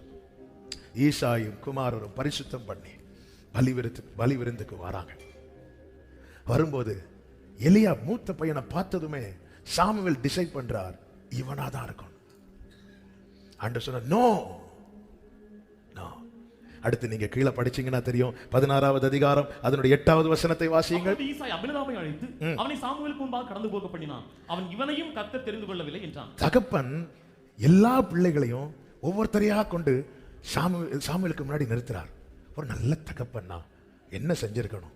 ஒரு முக்கியமான ஈவெண்ட் வீட்டில் நடக்குது. சாமுவேல்ட்ட, ஐயா கொஞ்சம் பொறுத்துக்கோங்க, எனக்கு கடைசி ஒரு பையன் இருக்கிறான், நீங்க கொஞ்சம் வெயிட் பண்ணீங்கன்னா நான் அவனை கூட்டிட்டு வந்துடுவேன். கேட்கல. ஏன்னா தாவீதை கன்சிடர் பண்ணல, கண்டுக்கல. ஒரு முக்கியமான விருந்து வீட்டில் நடக்குது, தாவீதை கண்டுக்கல. குடும்பம் அவனை கண்டுக்காம இருந்த போது 89வது சங்கீதத்தில் கர்த்தர் சொல்லுகிறார், நான் அவனை கண்டு பிடித்தேன். 7 பிள்ளைகளை வச்சாச்சு, யாரையும் இல்ல இல்ல இல்ல இல்ல இல்ல இல்லன்னு கர்த்தர் சொல்லிட்டு இருக்கும் போது சாமுவேலுக்கு புரியல என்னடா. ஏன்னா ஈசாய் தெரியப்படுத்தல. ஆரம்பத்திலே சொல்லி இருந்தார்னா அந்த பையனை கூட்டிட்டு வான்னு சொல்லி இருப்பாரு. ஆரம்பத்திலேயே இந்த 7 பேர் தான் பிள்ளைகளா காட்டுறாரு ஈசாய், தாவீதை காட்டல. ஈசாய் சாமுவேல் கேட்கிறார், உனக்கு வேற பிள்ளைங்க இவ்வளவு தானா, வேற பிள்ளைங்க இல்லையான்னு கேட்கும் போது ஒருத்தர் இருக்கிறான். அந்த வசனத்தை படிச்சீங்கன்னா தெரியும். 11வது வசனம், உன் பிள்ளைகள் இவ்வளவுதானா என்று ஈசாயை கேட்டான். அதற்கு அவன், இன்னும் எல்லாருக்கும் இளையவன் ஒருவன் இருக்கிறான், அவன் ஆடுகளை மேய்த்துக் கொண்டிருக்கிறான் என்றான். அப்பொழுது சாமுவேல், அப்பொழுது கூட எனக்கு லாஸ்ட் ஒரு பையன் இருக்கிறான், அவன் பேரு தாவீதுன்னு கூட சொல்லல. அப்ப கூட தகப்பனுக்கு தாவீது பேரை சொல்லல. அவன் ஆடு மேய்த்துக் கொண்டிருக்கிறான். அவன் எல்லாருக்கும் இளையவன், எல்லாருக்கும் இளையவன். அவன் ஆடு மேய்த்துக் கொண்டிருக்கிறான். ഹൃദയം തകർന്നൊരു നാൾ യേശുവേ നിന്നെ വിളിച്ചു, കരുത്തേകും നിൻ കരം എൻ തോളിൽ പതിച്ചു, ദുഃഖം മറഞ്ഞു എൻ മിഴികൾ നിറഞ്ഞൊഴുകി. இங்க விருந்து, அங்க அழுக. தாவீது காட்டுல அழுதுட்டு இருக்கிறா, இங்க குடும்ப விருந்து ரெடி ஆயிட்டு இருக்கு. ஹல்லேலூயா, ஹல்லேலூயா. தாவீது 39 சங்கீத கடைசியில் ஒரு வார்த்தை சொல்லுவார், நான் இனி இராமல் போகும் முன்னமே தேர்தல் அடையும்படி என்னிடத்தில் பொறுமையாயிரும். 40:1 சொல்றார், கர்த்தருக்காக நான் பொறுமையோடு காத்திருந்தேன். ஏன் தாவீது மேல இவ்வளவு அக்கறை? ஆண்டவர் கேட்ட என்ன சொல்லுவார் தெரியுமா? இந்த 7 பேரும் அதிகமாய் ஈசாய அப்பான்னு கூப்பிட்டு இருக்கிறாங்க. ஆனா அவன் ஒருத்தன் தான் என்ன பார்த்து, காட்டுல இருக்கிறவனுக்கு ஈசாய எப்படிங்க அப்பான்னு கூப்பிட முடியும்? அதனாலதான் சங்கீதம் 89 கர்த்தர் சொல்லுகிறார், அவன் என்னை நோக்கி, அவன் எனக்கு டைத்து தருவான், அவன் ஃபாஸ்டிங் இருப்பான், அவன் அப்படி செய்வான். அவன் என்ன நோக்கி? அந்த வசனத்தை வாசிங்க. என்ன வசனம்? 89:26. அவன் என்னை நோக்கி, நீர் என் பிதா, நீர் என் பிதா, என் தேவன். என் அப்பாவை கூட முடியாது. அப்பா காட்டில இருந்து அப்பான்னு கூப்பிட்டா பெத்லெகேமில் இருக்கிற ஈசாய்க்கு கேட்காது. ஆனால் பரலோகத்தில் இருக்கிற, ஹல்லேலூயா, எனக்காக யாவையும் செய்து முடிக்க போகிற தேவனாகிய கர்த்தரை நோக்கி கூப்பிடுவேன். அவர் பரத்திலிருந்து எனக்கு ஒத்தாசை அனுப்பி, ஹல்லேலூயா. ஹிருதயம் இங்க பாருங்க, விருந்து இன்னொரு இடத்துல அவரது கதர். அப்பா, அவனுக்கு ஒரு அப்பா உண்டு லிட்டரலாவே. ஆனா அவர் அப்பான்னு கூப்பிடுறதுக்குள்ள தூரம், அவ்வளவு தூரத்துல இருக்கிறான். அப்பான்னு கூப்பிட்டா கேட்கறதுக்கு ஆள் இல்ல. அப்பா பேரு கூட, ஏன்னா டெய்லி பேரு சொல்லி பழகினா வாயில பேர் வந்துருங்க. ஒருத்தங்களை கூப்பிட்டு மறந்துட்டீங்கன்னா ஆள ஞாபகம் இருக்கும், பேரு ஞாபகத்துல இருக்காது. எங்க அப்பாவுக்கு எங்க எல்லா பேரும் தெரியும், ஆனா நாங்க என்ன படிக்கிறோம்னு தெரியாது. ஜான்சன் என்ன படிக்கிறான்? என்ன படிக்கிறே நீ? ஏன்னா அது அவங்க மைண்ட்ல வைக்கல. நம்ம எதை மைண்ட்ல வச்சிருக்கோம் அது வாயில. இவ்வளவு தான் பிள்ளையா இல்ல, தாவீதுன்னு ஒருத்தர் இருக்கிறான் சொல்லல. இவங்க எல்லாருக்கும் இளையவன் ஒருவன் இருக்கிறான், அவன் ஆடு மேய்ச்சிட்டு இருக்கிறான். இவ்வளவுதான். தகப்பன் சொன்ன வார்த்தையை படி பார்த்தா சாமுவேல் ரிஜெக்ட் பண்ணி இருக்கணும். அப்ப ரிஜெக்ட் பண்ணுவதற்காகவே அவனை குறித்த ரிப்போர்ட் கொடுக்கப்படுது. உலகமே எதிர்த்தாலும் என்னை விட்டு கொடுக்க மாட்டா.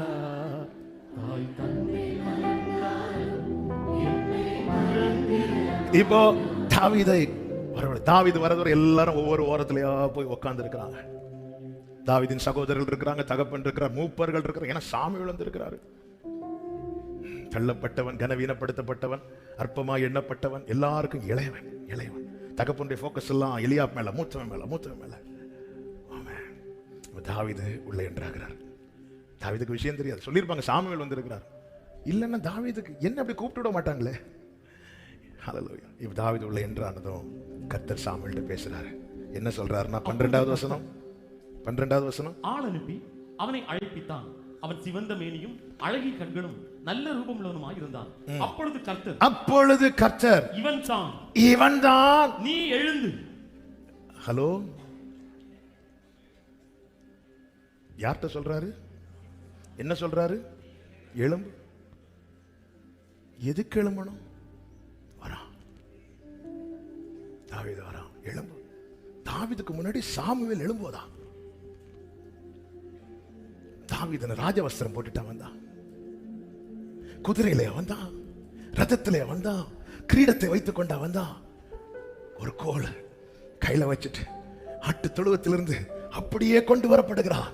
மற்றவர்களாவது ஆயத்தமாக்கி பரிசுத்தம் பண்ணி தங்களை ப்ரிப்பேர் பண்ணி வரும்போது, அப்படி வரும்போது சின்ன பையன், யார் காதுல இந்த தாவீதை குறித்து எல்லாருக்கும் இளையவன் என்று சாமுவேல் கேட்டான். அப்ப சின்ன பையன் சொல்லிட்டு உட்கார்ந்து இருக்கலாம். ஆண்டவர் சொல்றாரு, ஹல்லேலூயா, சின்னவன் ஆயிரமுமா சிறியவன் பலத்த. எழும்பு, எழும்பு, தாவீதுக்கு முன்னாடி எழும்பு. சாமுவேல் எழும்புனா ஈசாய்க்கு உட்கார முடியுமா? சாமுவேல் எழும்பினா சகோதரர்கள் உட்கார முடியுமா? சாமுவேல் எழும்பினா அத்தனை பேரும் தாவீதுக்கு முன்னாடி எழும்பி நிற்கிறாங்க. ஹல்லேலூயா. தேவனால் தெரிந்தெடுக்கப்பட்ட தேவ ஜனமே, நீ எந்த இடத்துல தாழ்த்தப்பட்டாயோ, நீ எந்த இடத்துல ஒடுக்கப்பட்டாயோ, நீ எந்த இடத்துல கனவீனப்படுத்தப்பட்டாயோ, ஹல்லேலூயா, அத்தனை பேரும் விசுவாசிக்கிறவங்க, என்னை தேவன் தெரிந்தெடுத்தது விசேஷம் என்று சொல்லுகிறவர்கள்.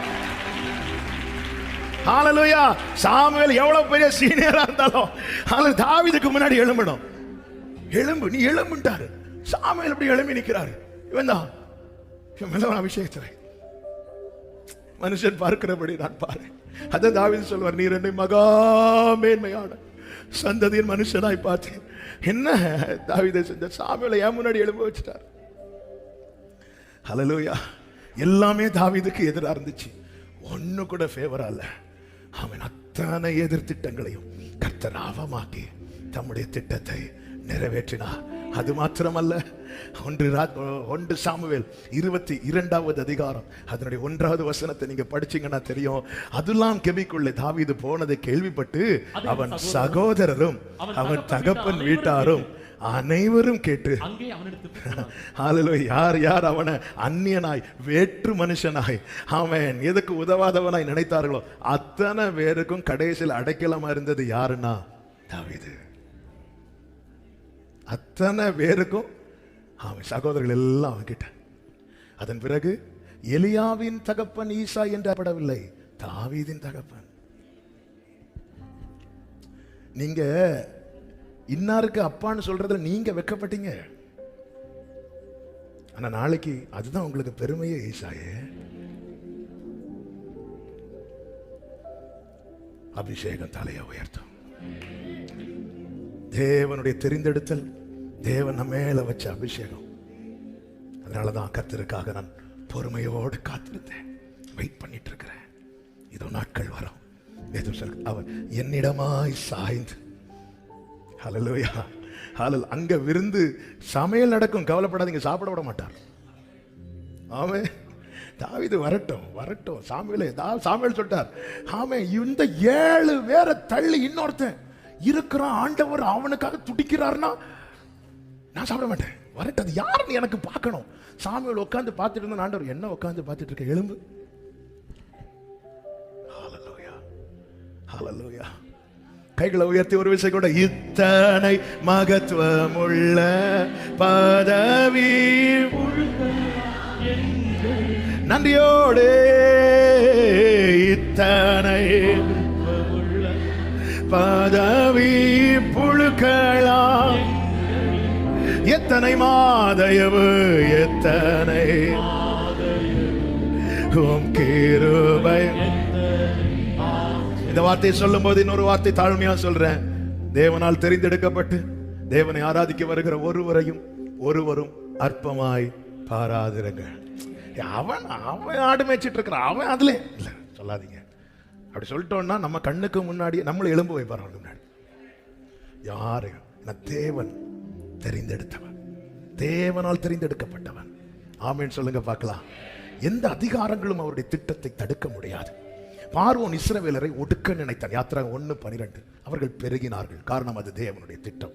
சவுல் தாவீதை வீழ்த்த நினைத்தான், தாவீது விருத்தி அடைந்தான். ஏசபேல் எலியாவை முடிக்க நினைத்தாள், எலியா ஓட்டத்தை தேவன் தொடர பண்ணினார். ஏரோது குழந்தை இயேசுவை அழிக்க நினைத்தார். ஆனா வேதம் சொல்கிறது பிள்ளை வளர்ந்து ஆவியிலே பலம் கொண்டது. தேவ திட்டம் என்பது அது மாத்திரமே நிறைவேறும். அதுதான் நம்முடைய வாழ்க்கையில நிறைவேறி கொண்டிருக்கிறது. எஸ்தர் 3வது அதிகாரத்தின் 1வது வசனத்திலே ஆமான் வெளிப்படுகிறதை, மேன்மைப்படுத்தப்படுகிறதை, உயர்த்தப்படுகிறதை நாம் பார்க்க முடியும். ஆனால் ஆமான் உயர்த்தப்படுவதற்கு முன்னமே, ஆமான் வெளிப்படுவதற்கு முன்னமே 2வது அதிகாரம் கடைசியில மோர்தேகாயை குறித்ததான காரியம் ராஜ சமூகத்தில் இருக்கிற நாளாகம புஸ்தகத்தில் எழுதப்பட்டிருந்தது. எழுதி மூடி வச்சுட்டாங்க. மோர்தேகாய் ராஜாவுக்கு ஒரு காரியத்தில் உதவியா இருப்பான். ராஜாவுக்கு எதிராக திட்டம் போடுவார்கள் சிலர். அதை குறித்து எஸ்தர் மூலமாய் தெரியப்படுத்தி அந்த தீங்கிலிருந்து தப்பு வைப்பான். இது யாரு இந்த இன்ஃபர்மேஷன் கொடுத்ததுன்னு கேட்கும்போது மோர்தேகாய், ராஜா அந்த பெயரை எழுதி, மோர்தேகாய் செய்த காரியத்தை எழுதி தன்னுடைய புத்தகத்தில் எழுதி மூடி வச்சிட்டார். 2 கடைசி 3:1 ஆமான் எழும்புகிறான். ஆமான் எழும்புறானாலே புரிஞ்சுக்கோங்க, அவன் எழும்புறதுக்கு முன்னாடி நம்ம காரியம் சேஃபா எழுதப்பட்டிருக்கிறது, புஸ்தகத்தில் எழுதப்பட்டு ராஜ சமூகத்தில் வைக்கப்பட்டிருக்கிறது. இது ஆமானுக்கு தெரியாது. ஆமான் எழும்பி வரும்போது மோர்தேகாய் ஆமானை நமஸ்கரிக்கவில்லை, நான் சரித்திரத்துக்குள் போகவில்லை. இந்த வார்த்தை இப்போ ஆமானுடைய பிளான் ஒண்ணே தான், இவன் கதையை முடிக்கணும், இவன் கதையை முடிக்கணும், இவன் கதையை முடிக்கணும், இவன் கதையை முடிக்கணும். டேட்டும் வாங்கிட்டான், தூக்கு மரம் ரெடி பண்ணிட்டான். ஆனால் இவன் எந்த டேட்ல இவன் கதையை முடிக்கணும்னு நினைச்சானோ அந்த டேட் வருவதற்கு முன்பதாக ஒரு சம்பவம் நடந்தது. அந்த சம்பவம் தான் என்னவென்றால் புஸ்தகம் திறக்கப்பட்டது. ஆமே, ராஜ சமூகத்தில் இருக்கிற புஸ்தகம். இதை தியானித்த போது ஆவியானவர் ஆமே இருதயத்தில் வெளிப்படுத்தி பலப்படுத்தின வார்த்தை, உன்னை குறித்து என் புஸ்தகத்தில் எழுதப்பட்டிருக்கிறது. உன் காலம் முடியும் முன்னமே அது திறக்கப்படும், அது திறக்கப்படும். எத்தனை பேர் விசுவாசிக்கிறீங்க? எத்தனை பேர் நம்புறீங்க? இதை நான் எப்படி நம்ப? அப்பொழுதுதான் வெளிப்படுத்தல் 5 ஆவியானவர் காண்பித்துக் கொடுத்தார். சிங்காசனத்தில் வீற்றிருக்கிறவர் கையில் ஒரு புஸ்தகம் இருக்கிறது, அது அடைக்கப்பட்டிருக்கிறது, அது முத்திரை போடப்பட்டிருக்கிறது. அதை வாங்கவும் அதன் முத்திரை உடைக்கவும் ஒருவரும் பாத்திரவானா இல்லை என்று கண்டு யோவான் மிகவும் அழுதான். அப்பொழுது அழுது கொண்டிருந்த போது கர்த்தருடைய தூதர்களில் ஒருவன் வந்து சொல்லுகிறான், நீ அழாத, இதோ தாவீதின் வேரோ தாவீதின் குமாரனுமானவர் புஸ்தகத்தை வாங்கவும் அதன் முத்திரையை உடைக்கவும் ஜெயம் கொண்டிருக்கிறார். ஹல்லேலூயா, ஹல்லேலூயா. நமக்காய் எழுதப்பட்டது. நம்முடைய காலம் முடியும் முன்னமே நம் கண்கள் காணும்படி செய்வார். இதை நம்புறவங்க மாத்திர கைகளை உயர்த்தி ஆமென் சொல்லுங்க பார்க்கலாம். ஹல்லேலூயா. அதிகாரங்களுக்கு அதை தடுக்க முடியாது. காரணம் அவர் பயங்கரமான பராக்கிரமசாலியாக இருக்கிறார். பிசாசின் காரியங்கள் தடுக்க முடியாது. நாம போடுற திட்டம், நம்ம உறவுகள் போடுற திட்டம், அதிகாரத்தில் இருக்கிறவங்க போடுற திட்டம், இதுக்கு எல்லாத்துக்கும் பின்னாடி இருந்து ஸ்க்ரூ கொடுக்கிற பிசாசின் திட்டம். தேவன் மனிதனை உண்டாக்கி ஏதேனில் வைத்தது எதற்காக என்றால் உலாவுவதற்காக. ஆமென், உலாவுவதற்காக. அவர் தோட்டத்தில் உலாவிக் கொண்டிருந்தார், உறவாட மனிதனோடு. அழகான ஒரு பாடல் வெஸ்லி அண்ணன் எழுதி பாடியிருக்கிறார். இதோ மனிதர்கள் மத்தியில் வாசம் செய். அவர் இஸ்ரவேலின் துதிகளில் பிரியப்படுகிறாராம். அங்க துதி இல்லாததுனால அல்ல, அங்க சூப்பரான துதி. ஆமே, பரலோகத்துல பாட்டு என்ன அருமையான பாட்டு. பழைய பரிசுத்தவான்கள் சாரல் நவரோஜ் எல்லாம் அவங்க பாட்டு எழுதின அனுபவங்களை கேட்கும் போதெல்லாம் நமக்கு நடுக்கமா இருக்கும். அந்த உன்னதமானவரின் சாங்கை குறித்து கேள்விப்பட்டேன். அதில் ஒரு சரணம் அவங்க பாடினாங்களா, இன்னொரு சரணம் தூதன் பாடினாராம். 40 days ஃபாஸ்டிங்ல இருந்து அந்த ஜெப முடிவில் இப்படி பாடுறாங்க. தூதர்கள்லாம் பாடுற பாட்டு எவ்வளோ இனிமையாக இருக்கும். பள்ளியாடி கன்வென்ஷனில் என் தகப்பனார் அந்த அந்த மீட்டிங் வெரி ஃபர்ஸ்ட் அங்கே போயிருக்கிறாங்க, யாரும் வரல, சீக்கிரம் போயிட்டாங்க. அவங்க ப்ரேயர் பண்ணிட்டு இருக்கும்போது அவங்க ஒரு விஷயம் பார்க்குறாங்க. அதில் தூதர்கள் ஆண்டவரை ப்ரைஸ் பண்ணிகிட்டே போகும்போது ஒரு தூதன் அப்படியே பாட்டு சொல்லிட்டே போகிறாராம், நம்முடைய தாழ்வில் நம்ம நினைத்தவரை துதியுங்கள் அப்படி சொல்லிட்டு இருக்கும்போது அப்போ அப்படி பார்த்துட்டே இருக்கிறாங்களாம். இன்னொரு தூதன் வந்து அதை டியூனாவே எந்த தாழ்வில் என்னை நினைத்தவரே அப்படியே அவங்க கண்ணீரோடு அந்த பாட்டை அப்படியே பாடினாங்க. ஸோ இப்போ தூதர்கள் பாடுறாங்க, பரலோகத்தில் அவ்வளோ பாடல். ஆமே, அதை விட்டுட்டு அவர் இங்கே இறங்கி வராருன்னா நம்ம துதி அவர் பிரியப்படுகிறார். உறவாட மகிழ கர்த்தர் மனிதனை சிருஷ்டித்து உலகத்துல ஏதேனும் தோட்டத்தை உண்டாக்கி தம்முடைய மறைவில் தம்முடைய பிரசனத்தில் அவனை வைத்தார். பிசாசானவன் இவனை வஞ்சித்து வெளியே தள்ளணும், இதுதான் அவனுடைய நோக்கம். பிசாஸ் எப்படி பரிசுத்த ஆவியோ அப்படியே அதுக்கு ஆப்போசிட் பொல்லாத ஆவி, அசுத்த ஆவி. அவனுக்கு மாம்சம் கிடையாது, எனவே அவன் ஒரு மாம்சத்தை கடன் எடுக்கிறான். அது யார் என்றால் பார்க்கிறான், எதை பிடிக்கலாம்? சர்ப்பமானது எல்லா மிருகங்களை விடவும் தந்திரம் உள்ளதா. இவன் சர்ப்பத்தை அவன் கையில் எடுக்கிறான். அவன் ஒரு மாம்சத்தை கடன் எடுத்து சர்ப்பத்தை கையில் எடுத்து மனிதனை வஞ்சித்து மனிதனை வெளியே கொண்டு வர தீர்மானித்து அதை ஓரளவுக்கு ப்ரொசீட் பண்ணிட்டான். அவன் நினைச்சிட்டான், மனிதன் மேல இருந்த திட்டத்தின் தலையை உடைச்சிட்டேன்னு. ஆண்டவர் தீர்க்க தரிசனமா சொல்றா, நீ காலை தான் சுரண்டி இருக்க. நீ எப்படி மனிதனை வீழ்த்த சர்ப்பத்தை கையில் எடுத்தியோ, நான் அந்த சர்ப்பத்தின் தலையை நசுக்க நீ வீழ்த்தின மனுஷனை கையில் எடுக்கிற.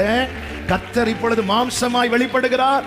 அது அவருடைய ஆப்ஷன், அவர் எப்படி வேணாலும் வந்திருக்கலாம், ஆனா அப்படி செய்யல.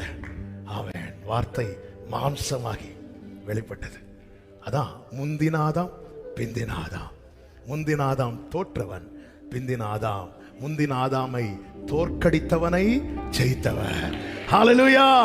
முந்தின ஆதாமுடைய செயலினாலே மனுக்குலம் பிரசனத்தை விட்டு வெளியேறினது.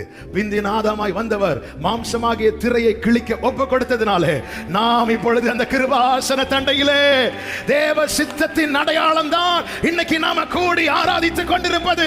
ஆமென் சொல்லுகிறவர்கள் மாத்திரம் நல்ல கரங்களை தட்டி இப்பொழுது வலது கரத்தை உயர்த்தி சொல்லுங்க, இந்த தேவன் என்றென்றைக்கும் உள்ள சதா காலமும் நம்முடைய தேவன், மரண பரியந்தம் நம்மை நடத்துவார். ஆமென். அவருடைய சித்தமே நிறைவேறும். எதிரான திட்டங்களை குறித்து கலங்காதீர்கள், ஒன்றை மட்டும் உறுதியாயிருங்கள், கர்த்தர் கூட இருக்கணும். கர்த்தர் கூட இருக்கணும். கர்த்தர் விலகாதபடிக்கு, கர்த்தர் என்னை விட்டு விலகுகிற காரியத்துக்கு நான் இடம் மட்டும் கொடுத்துடக்கூடாது. கர்த்தர் என்னோடு இருந்தா என் வாழ்க்கையில அனுமதிக்கப்படுகிறது நடக்கிறது எல்லாமே சத்துருவின் திட்டம் நிறைவேறுவதற்கல்ல, என்னை குறித்து ஏற்கனவே எழுதப்பட்ட தேவ திட்டம் நிறைவேறுவதற்கு. கைகளை உயர்த்தி ஆமென் சொல்ல.